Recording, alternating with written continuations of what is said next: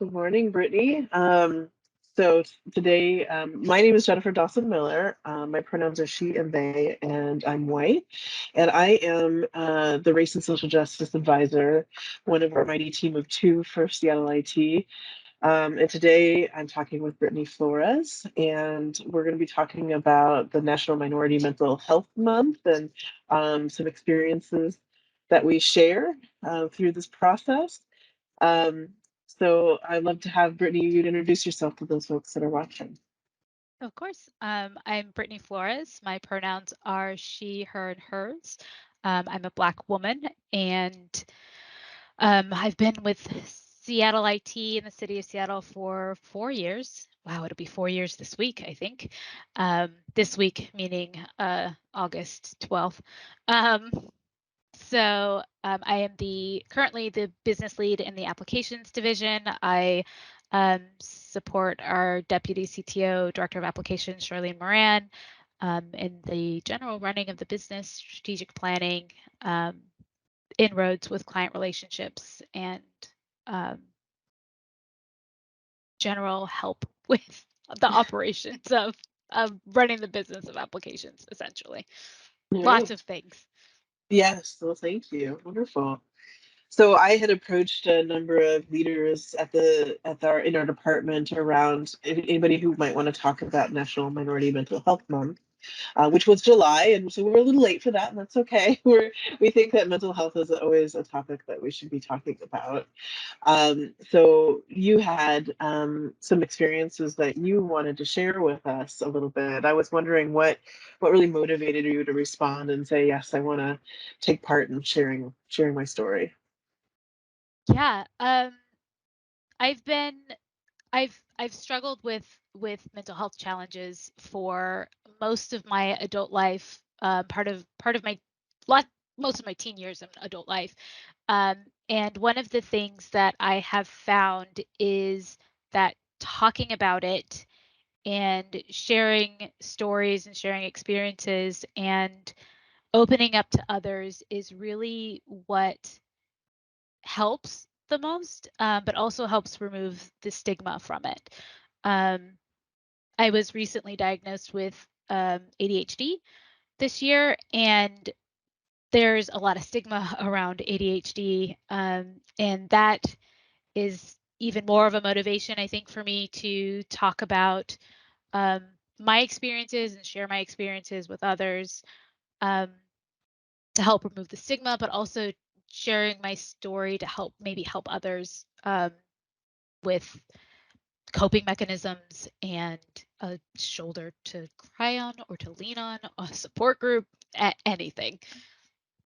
Wonderful. Thanks, Brittany. And I just sort of laid into a little around this. So when we talked before, when about what it was that you wanted to talk about, is oh, okay, now it makes sense. Why like we understand each other because I also have ADHD. Um, but I don't have a diagnosis because my attempt at trying to get diagnosis has been really challenging. That said, I'm looking forward to getting a referral from you on a therapist around that. Um, but that said, we really I've enjoyed connecting with you about this particular topic, and then also like being a little bit freer with understanding how we are. I think there's something really nice about knowing somebody else has ADHD, so that maybe you can be a little bit more yourself in some ways. Yeah. Um, so this is really about national minority mental health, and I think a lot of us might have a lot of feelings around the word minority. Um, we're kind of reframing it around Black, Indigenous, and people of color in general. So I'm wondering if you could share a little bit about how you think that race and gender has impacted your experience with ADHD, your symptoms and presentation, especially since you've been diagnosed as an adult, and clearly ADHD is not something that just happens. It's usually something you have from childhood on. So maybe you could tell us a little bit about that. Absolutely. And forgive me while I put my thoughts together. I think as a woman and as a woman and as a Black woman, you know, ADHD is something that's typically diagnosed in in boys and in men. It presents very differently in girls and women, and so um, women and girls uh, women and girls are typically diagnosed with anxiety and depression, and they're treated for anxiety and depression, um, and that's what I was treated for years. Um, and that anxiety and depression can persist because the root cause of ADHD is not treated. And that was kind of my experience of, great, this anxiety, depression is medication is working, it's wonderful, and then it's not working and you fall off a cliff into the same anxiety cycles, and then you change the medication, and then you and so being a woman, it was very hard to um, see past that, for me to get physicians to see past that, and for me to see past that. I never thought that it was anything beyond anxiety and depression.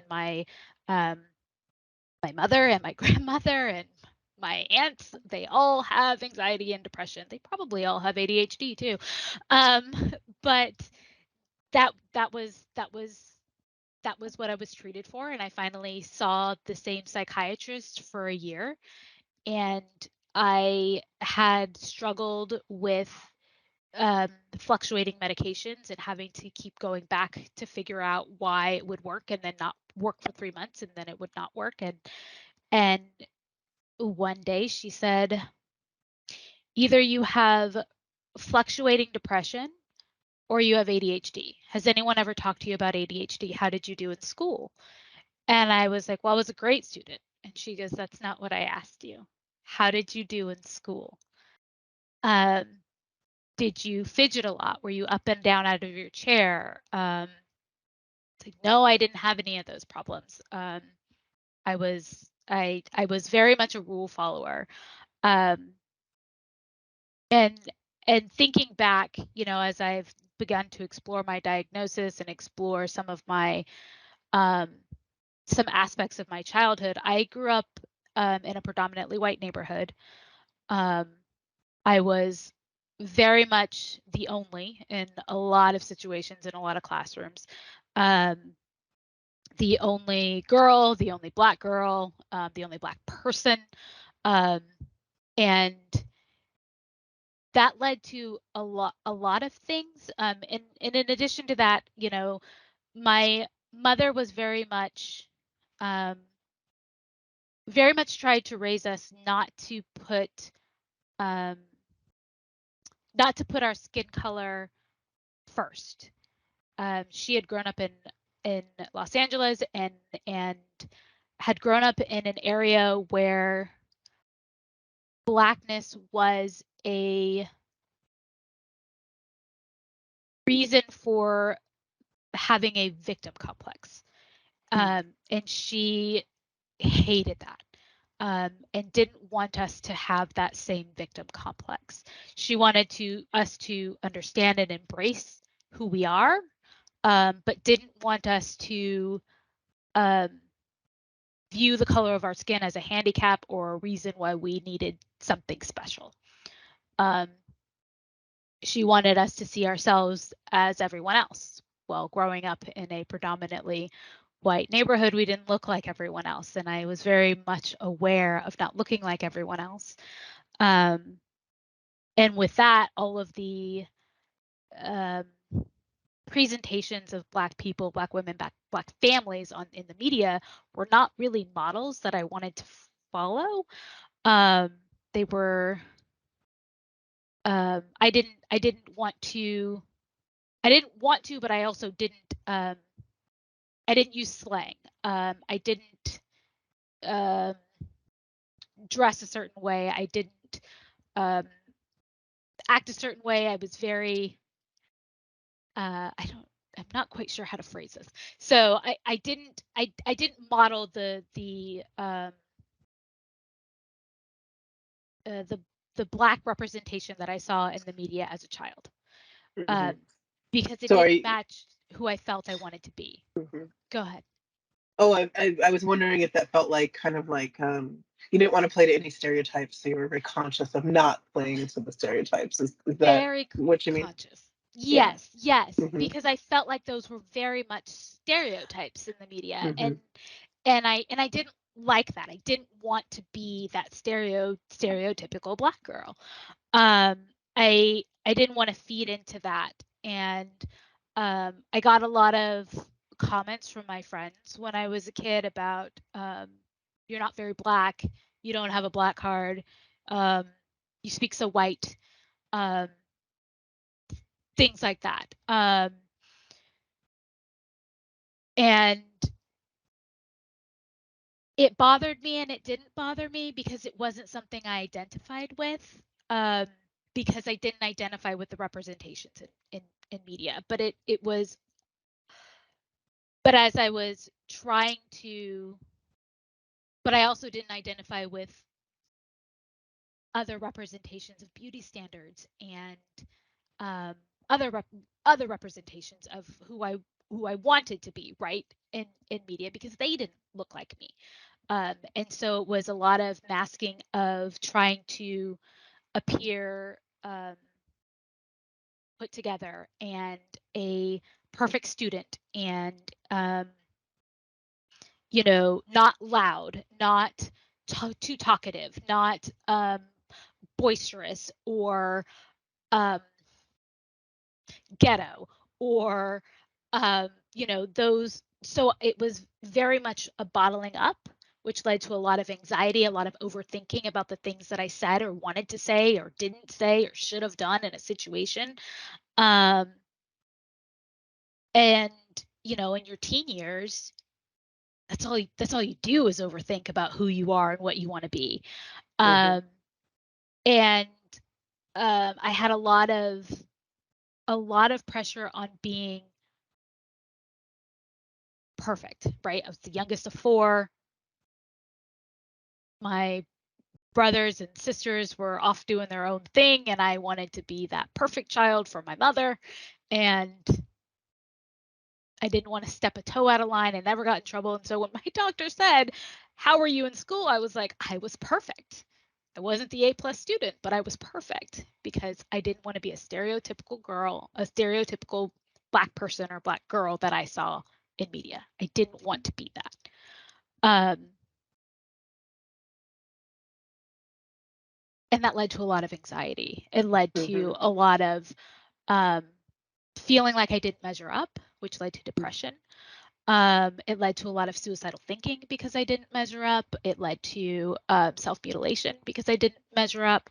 Um, and you know, it's it's it was challenging. And then I got pregnant with my son at 16, and I felt like now I meet the stereotype. Hmm. I'm the Black girl in this white neighborhood, and now I'm the pregnant Black girl in this white neighborhood. Um, and and that was a really difficult situation to overcome, but it was also a really big driver for me to prove people wrong. Hmm. Um, so I think that was, interestingly enough, that was the thing that pushed a lot of anxiety down for a long time. I had a driver to um, prove people wrong. Like that was like my Hmm. reason. I was like, I'm Hmm. not going to be this stereotype. I'm not going to drop out of school. I'm not going to be on Hmm. welfare. I'm not going to do those things. Um, but I also let go of myself, which eventually spiraled into more Yeah. depression. So you talked a little bit about masking, and I don't know if everybody knows what that term means. Oh, What does that yes. mean to you? Can you share? I mean, I think you've expressed the experience, but I would love to have you be more explicit. Yeah, masking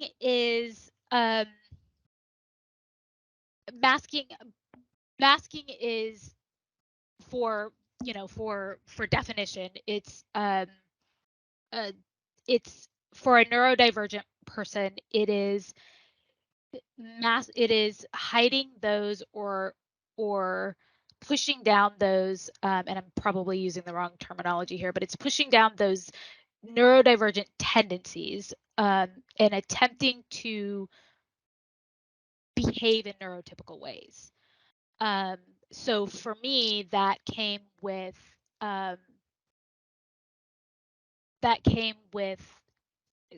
that that manifested as, not a very talkative person, and I talk really fast. So I didn't talk as a teenager. In my many people that know me now will think that this is the craziest thing, but I was very much a wallflower growing up. I didn't talk to people. And I didn't really make friends. I could go through most of the day and maybe say 3 things. Because I was so afraid of saying the wrong thing. I was so afraid of saying the wrong thing or hurting someone's feelings, or I was so afraid of the anxiety that would come with saying the wrong thing that I just didn't say anything. But it also, was not wanting to appear different. So just liking things or trying to like things that maybe I didn't necessarily like or want to do. Going places I didn't want to go. Feigning interest in things or the ability to do things that I didn't like or was interested in or didn't know how to do.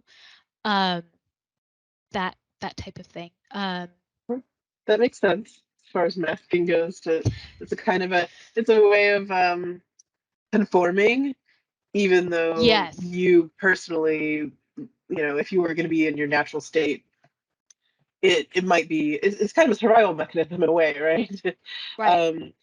Because if you're too much of an outlier with your behavior, then there's going to be consequences, and that doesn't come from nowhere. We test that out through our own experiences, and if people react to us in a negative way, then okay, well, it can't be that kind of weird.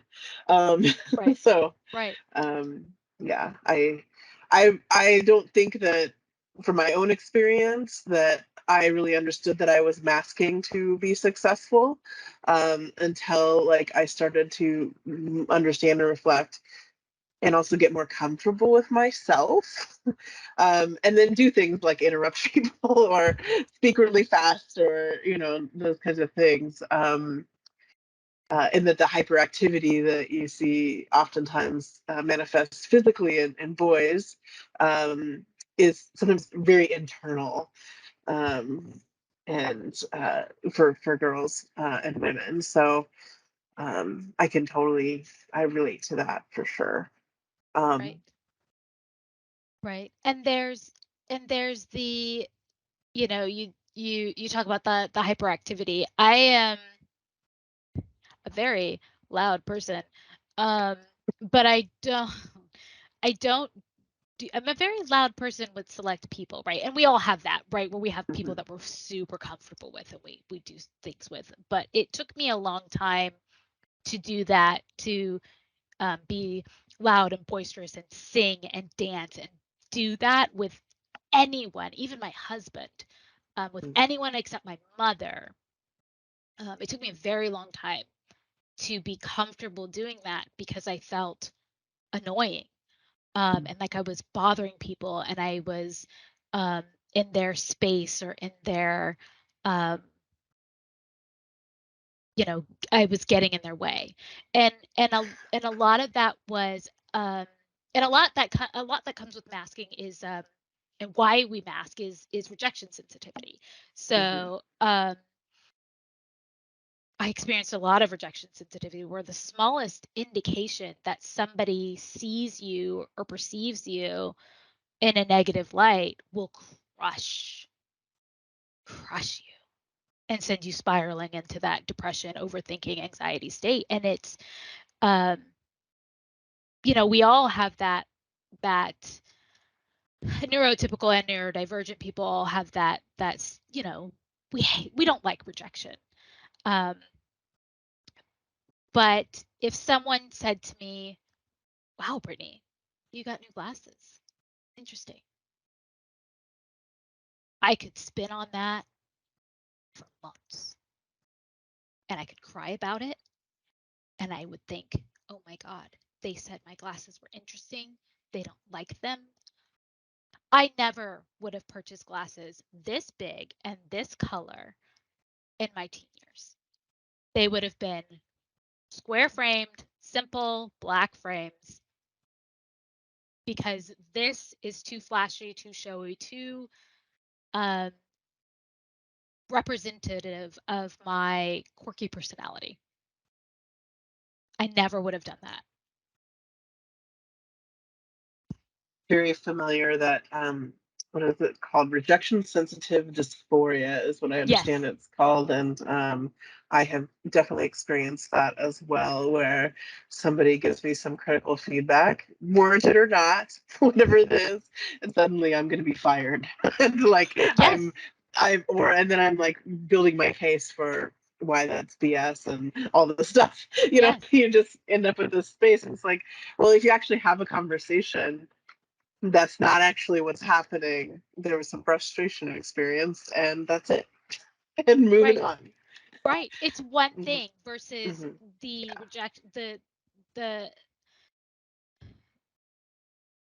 the rejection sensitivity, the dysphoria. It takes you from that one thing to I'm horrible at my whole job. yeah, yeah. Everything that they said this one thing, but they think I'm actually terrible at my whole job. They didn't like these deliverables that I did for them, and it translates into this whole personal attack on you, when really it was, hey, maybe you shouldn't phrase it this way the next time we meet, phrase it this way, or hey, let's tweak that sentence so that it says, so it's more clear. One little piece of feedback. Absolutely. Very familiar. And as you get to know yourself with ADHD, you find the tools that will help you to recognize that pattern. So you know, okay, it's not the end of the world. And, also get that kind of core self-love that oftentimes has kind of been missing for a while, right? Yes. Um, mhm. Yeah. So I would love to hear a little bit more about, the pandemic, because you said you got this diagnosis within the span of the pandemic. So I know that it has shifted a lot for folks as we go through this global experience and are challenged in new ways. So I'd love to hear a little bit more about, how the pandemic impacted you in this arena.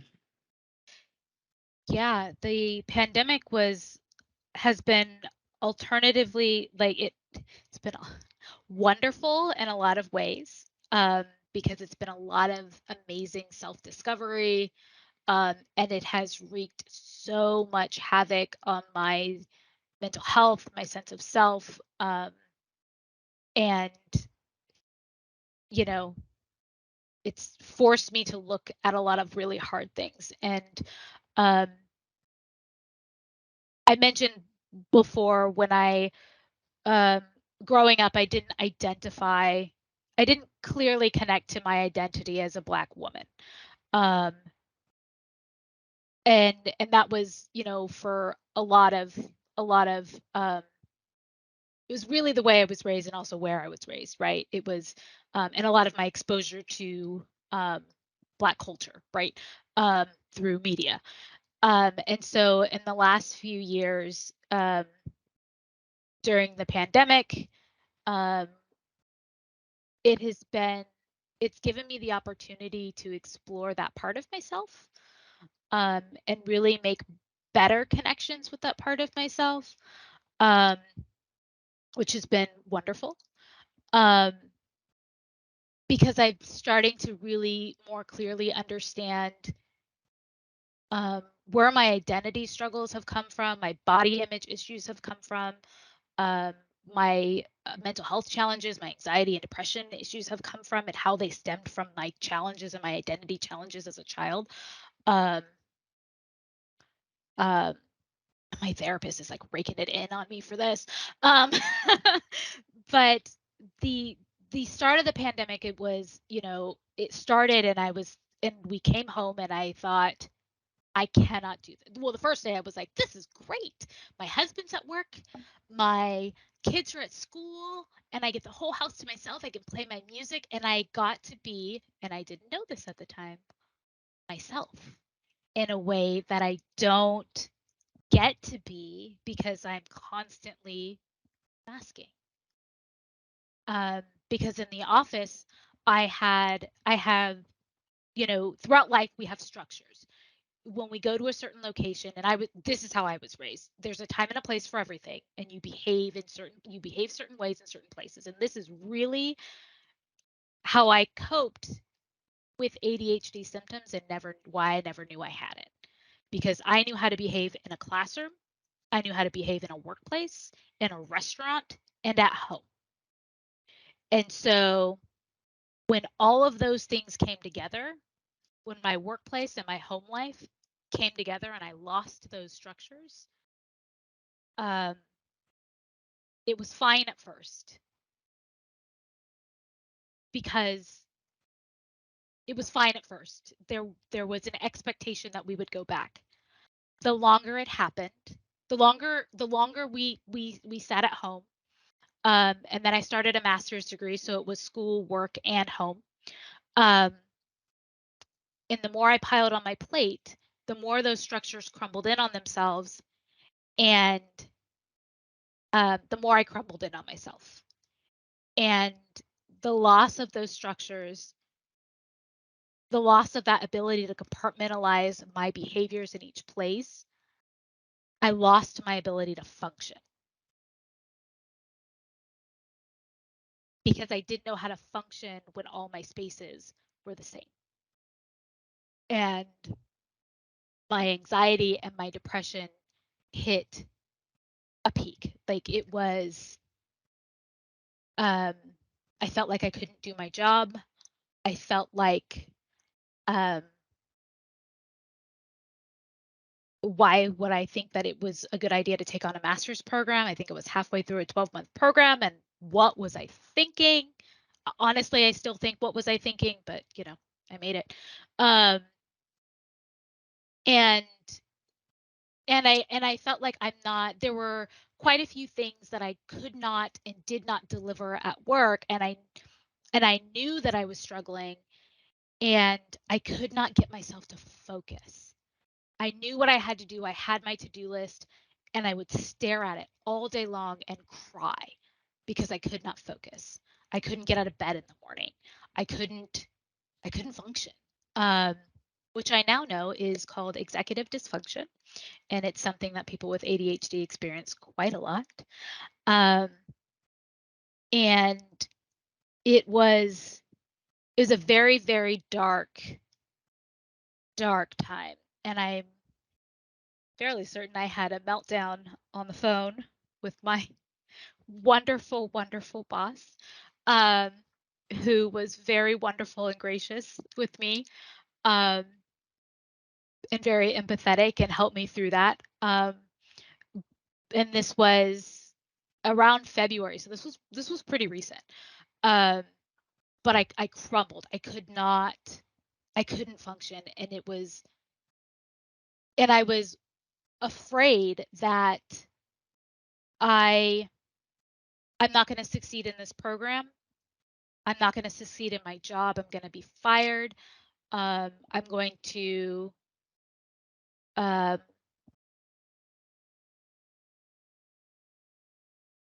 I'm not going to succeed, right? And I am we're a single income household, so my husband is also doing a master's program. So that additional pressure of, if I'm fired because I can't do my job, I'll lose my health insurance, which means I'll lose my medications, which means I'll lose, it was just this whole piling, and talk about overthinking, right? Um, and so that's when I finally had that conversation with my psychiatrist, and she said, "Has anyone ever talked to you about ADHD?" And I was like, "No, but I don't think I have ADHD. Like, I don't have any of those symptoms. And one of the things that she and I had talked about when I'm anxious and when I can't, because I have insomnia too, just pile on the things. But one of the things um,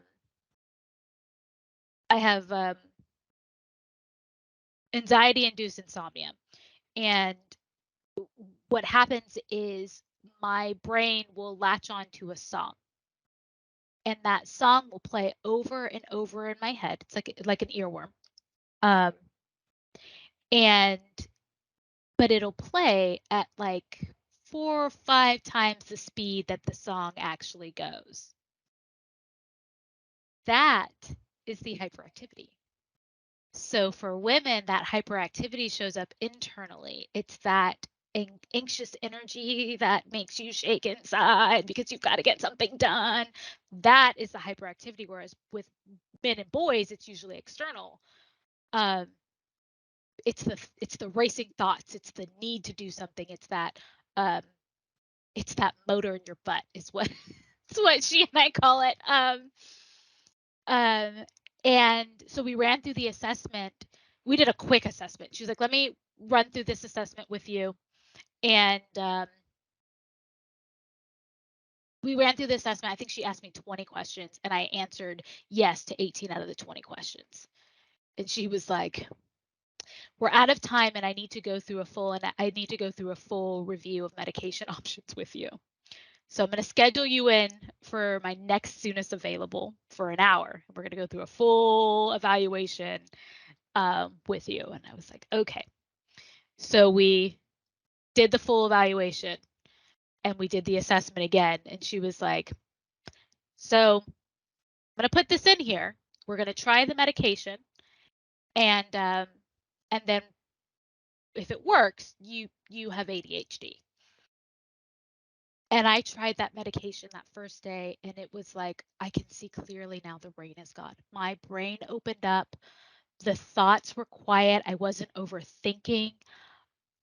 I finished I completed, and I'm obsessive about presentations. I don't know if you've seen any of my presentations that I'm obsessive about, like, design and content of presentations. I wrote 2 presentations in a day, which never happens. That I had been sitting on for like 2 weeks. I wrote them both in a day on day 1 of that medication, and I cried. I could not believe how much better I felt. And it lasted for like a week. And then, and then it stopped. And we had to like go back and tweak things and figure things out. And we found a balance. I think I've finally found where I need to be. And it's all about diet and exercise and medication. And there are 1,000 ways to treat ADHD and anxiety and depression without medications. Um, and I'm working towards those things, but it's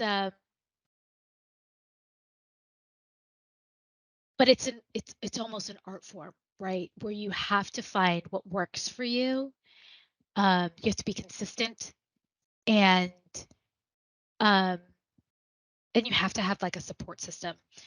And if you don't have a support system, there are lots of amazing support systems that are on that that city offers. But there's also, like, I joined, this is going to sound so silly, but I joined subreddits for like ADHD women and anxiety women.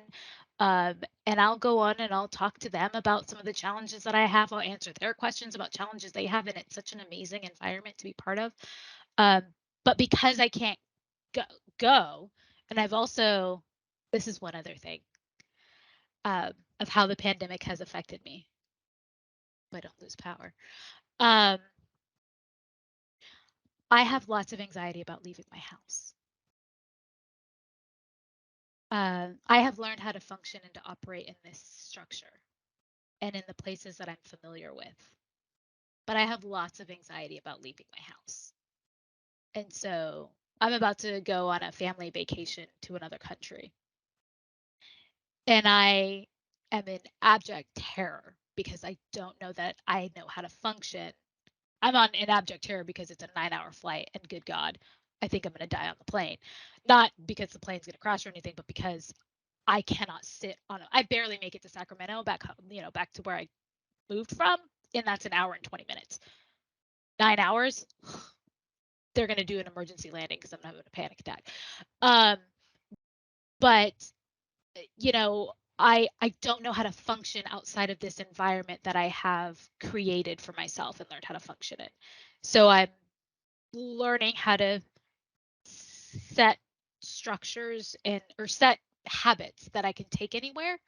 But that's something that I'm still working on,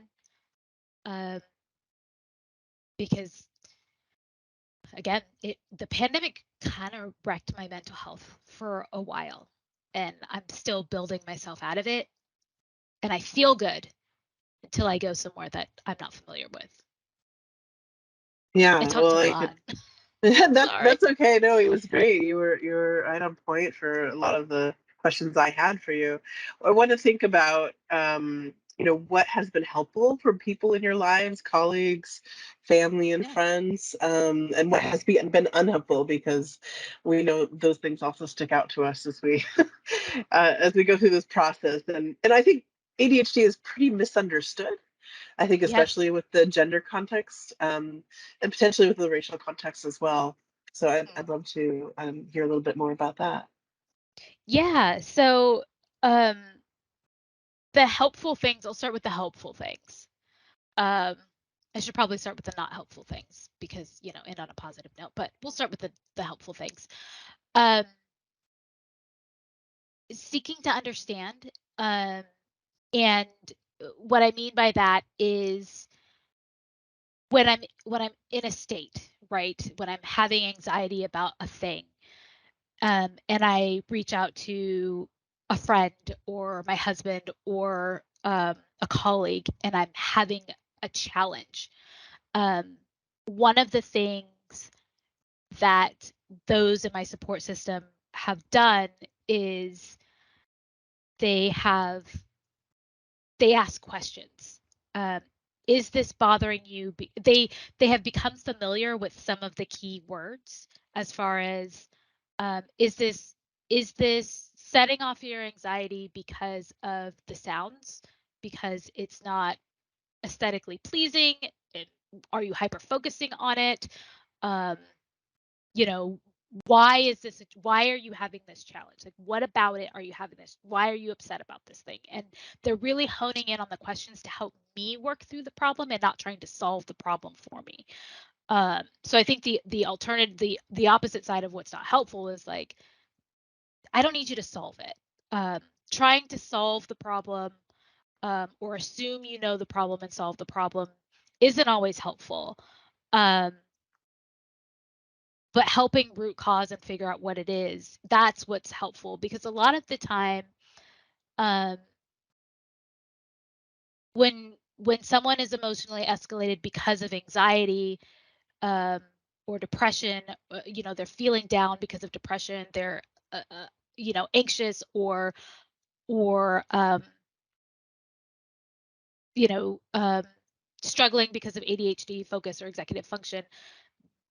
The root cause of the problem is not known. You can't say what's wrong and we'll spit out an answer. Don't know. Um, so trying to, dive into those questions, and specific questions is helpful. Um, but also being able to say, one of the things I can say to my husband is, I'm having a really bad executive dysfunction day. And he'll go, okay, I'll get dinner. Um, which is amazing. Um, but also, I have a friend and a colleague, um, when we're meeting about work things, um, she can say, Brittany, stop hyper focusing on that. That's not the thing we're focusing on. And she can break my hyper focus. So for those that don't know, um, some people with ADHD will hyper focus on a particular topic, and hyper focus meaning we will zero in on a particular topic, and like a dog with a bone, will not let go of that thing in terms of solving the problem, finding whatever information it is. Like, I will go without eating. I will go an entire day without eating until I finish whatever it is I'm hyper focused on, and not even know that I did that, not even be aware of time passing if I'm hyper focused on something. And she has that ability if we're in a meeting room, or she's, generally aware of like what I'm working on, and she knows it's not important, she'll say, stop hyper focusing on that thing. Put it down. Have you put it down yet? Put it down. And it helps break that. So that's really helpful, is understanding ADHD and how it shows up, and how it, Yeah. how it can show up. And then another thing is, when I know the things that I need. So one of the things that that I asked from, my supervisor, was closing the loop. So between she and I, when she asks me to do something, I'll say, okay, I'm going to do this, this, and this, and this. And she'll think in her head, okay, that's great, and move on. But I didn't get a response. And I'm like, is that okay? Should I keep going? Like, what is it? And so I asked her, I was like, can we close that loop? Like, just say, okay, that's great, or okay, or something. And so now she says she'll shoot that last message and say, okay, close the loop for me, so that I know that it's I know that it's okay, or I know I can go forward. Because there have been times when I've like spun on something, because of a piece of feedback or something that she's given me, and I'm like, oh my God, is something broken? Did something happen? What happened? So closing the loop is super important, because we can hyper focus and spin, and that rejection sensitivity dysphoria is a thing. It sounds, And I just want to reflect back a little bit. It sounds to me like kind of labeling things and having people to yes, use the language so that it sort of separates you from the symptoms in a way. yeah, It becomes depersonalized and then something you can kind of manage without that rejection sensitive dysphoria. So it's just something that I'm kind of noticing about your examples. yeah, Does that sound right? Or yeah. yeah. And I think that's a great way to put it, because it's something that it puts it in a way that this is something that I am this is not necessarily me. I mean, it is me, but this is something that I'm experiencing this thing, and you are recognizing that I'm experiencing this thing. And I appreciate, and it helps me know that you know and care enough to recognize that I'm experiencing this thing. Now, with that, it is on me as the neurodivergent person to help educate, and build awareness of, here's what I need, um, and be more open about that, which is constant sharing and being open to conversations like this one. And, you know, hey, we had this conversation about X, Y, and Z, and I would really appreciate if when we had those types of conversations, we could follow up so that we could close the loop, because I felt very uncertain at the end of it. It's up to me to have that follow up. It's up to me to tell you what I need and to seek what I need, right? I can't expect everybody in this organization or all my friends to know what I need to make myself feel at ease with my anxiety or my ADHD or my depression. Mhm. Um, Asking for the help you actually need. right. Yeah, And that absolutely. takes a lot of self exploration for anybody experiencing these things, right? Hmm. Yeah, and there are definitely ways that other people can educate themselves about neurodiversity, and I would encourage anybody who's watching this to take a time to understand it a little bit. It is super common. I think it's one of the most commonly diagnosed conditions. So when I've actually kind of outed myself, I was actually pretty nervous about even saying it.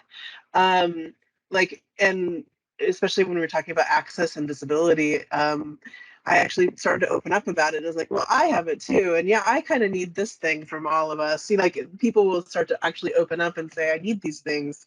And what we need is actually very individualized. What Brittany needs is different than what I need, you know, Yeah. sometimes. Where I do well is going to be different too. And where I'm going to struggle is going to be different too. So I do want to make sure people kind of get that frame that it's not just this experience, but it's really good Yeah. to hear from you, your experience, and also to relate in and kind of open up and ask for those things.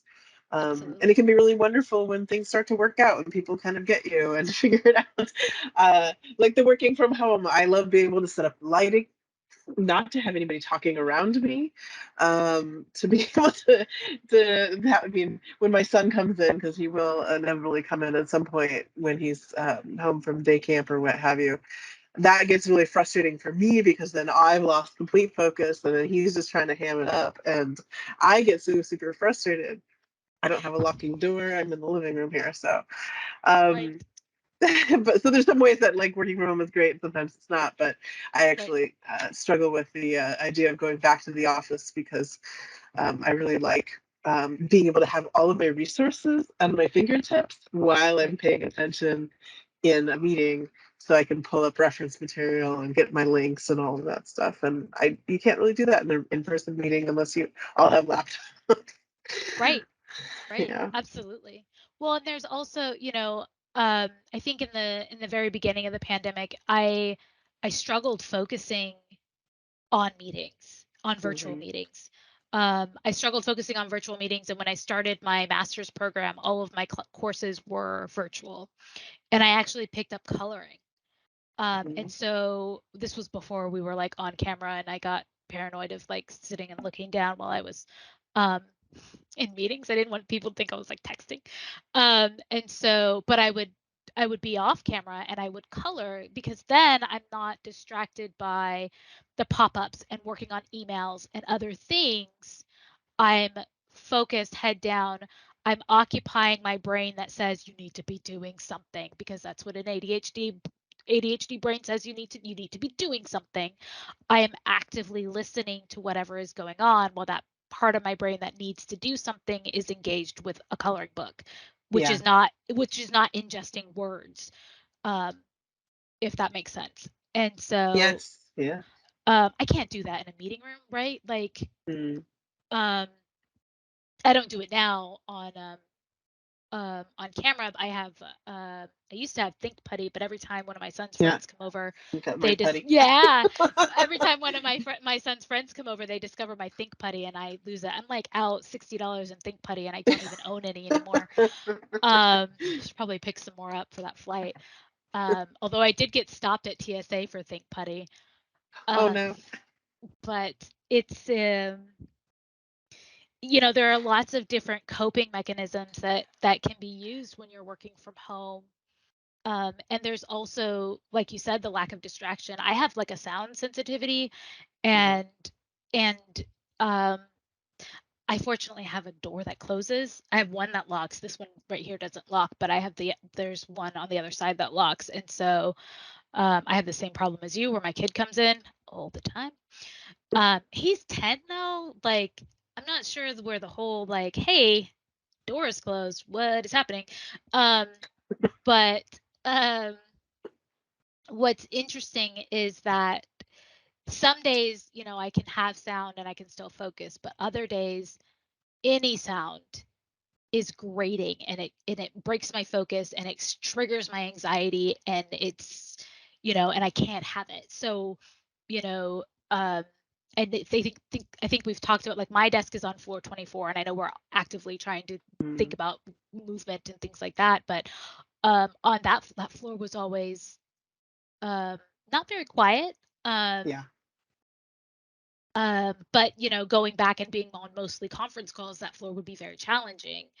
Um but also, just the general movement of being in the office, no matter where you are in the office, just movement and conversations and things like that. Having a day where I'm sound sensitive, I'd have to wear earplugs in the office. Like, and Sure. you know, Noise Sure, canceling maybe, headphones, yeah. right? Maybe I can get an accommodation for that. I don't know, but Yeah. or maybe I can just wear them and hope that somebody doesn't think I'm being rude. Um, but that's kind of one of the wonderful things about working from home and adjusting your environment. I guess there are focus rooms and stuff in the Yeah. office. Yeah. Been there forever. Um, there was one more thing. Oh, you talked about how it shows up differently for ADHD shows up differently for different people. And I wanna go back to that to really um, emphasize that because you're absolutely right. Like neurodivergency is it's a spectrum, right? Like um, it's a spectrum, and where you fall on that spectrum and what you experience on that spectrum is very, very different, and the number of things that you experience on that spectrum are different. But so is anxiety and depression and mental health. How you experience depression and where you are, and how you experience anxiety.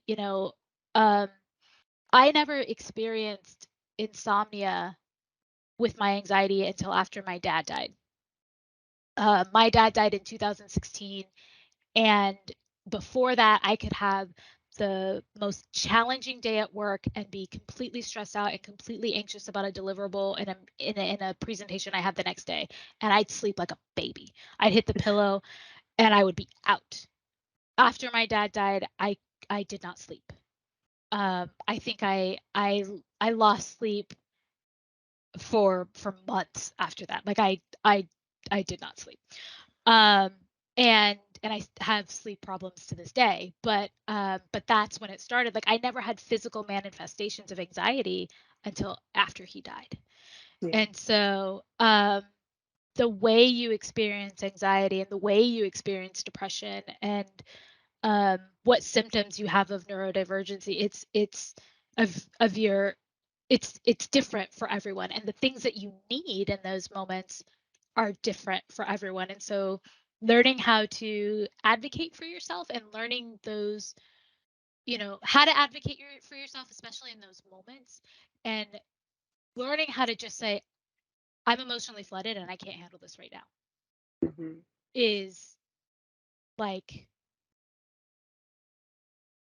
gold, right? And that's Yeah. like, if you can, like, or you don't even have to say, I'm emotionally flooded. I need 10 minutes or 15 minutes. Like learning how to be able to say, I need to step away, no matter what it is you're experiencing, is the number one thing that I think we should all learn, especially in the workplace, so that we can stop interactions that are causing us to feel those things, right? Or exacerbating those feelings. Mhm. Um, Mhm. and being able to ask for help is the next one. Yeah. Um, Well, and that was kind of where I was gonna conclude on the last question really was, what would you like to share with folks, especially other, Black folks and Indigenous folks and other people of color around, mental health and getting help? um, I think, I think, like I said, is learning your triggers, and not necessarily so that you could avoid them, but so that you know what they are. And then learning those signs in yourself that say, you know, I'm headed down a path that's not going to be that's not good for my emotional well-being. Um, and whether that's a sinking feeling in your gut, that's a prickling in your skin, your hands, the back of your neck, pain in your chest. I get personally pain in my chest. Um, my heart starts racing. um, Learning those signs in yourself that will help you identify, this is not where I need to be or want to be. That's huge. Learning how to advocate for yourself and say, I need a few minutes or I need to step away. And actually stepping away, right? That's a really big thing in terms of work environment and home life. Being able to say, I can't handle this right now. I need a few minutes, and then taking that few minutes. Um, and it's hard at work. It's hard at home, especially if you have kids, especially if you have young kids. Um, because you tell a 2-year-old you need to step away and they're like, what? What's that mean? And then they follow you, especially in the bathroom. I don't know why kids like to follow you in the bathroom. My kids used to do that. Now they're older, thank goodness. But that's a really big thing. And the other thing is, take advantage, please take advantage of the resources that we have at the city for mental health. There's EAP, but there's also, Aetna covers visits with therapists and with psychiatrists. I believe Kaiser does as well. I don't have Kaiser, so I can't speak to that.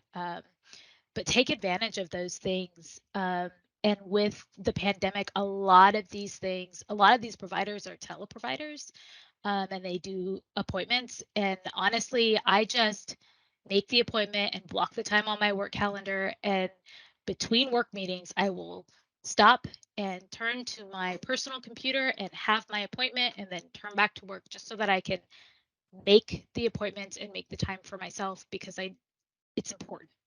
Your mental health is important.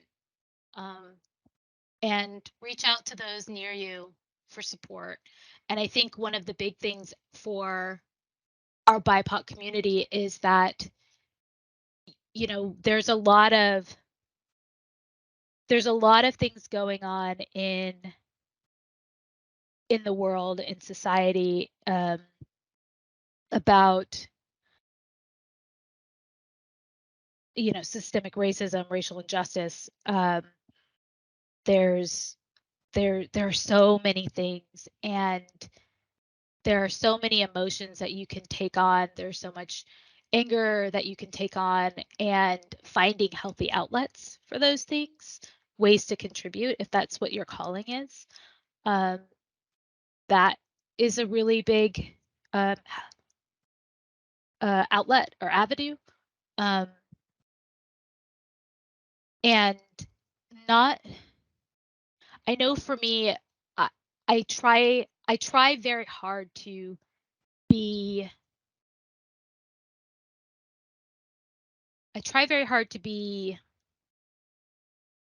to fit in.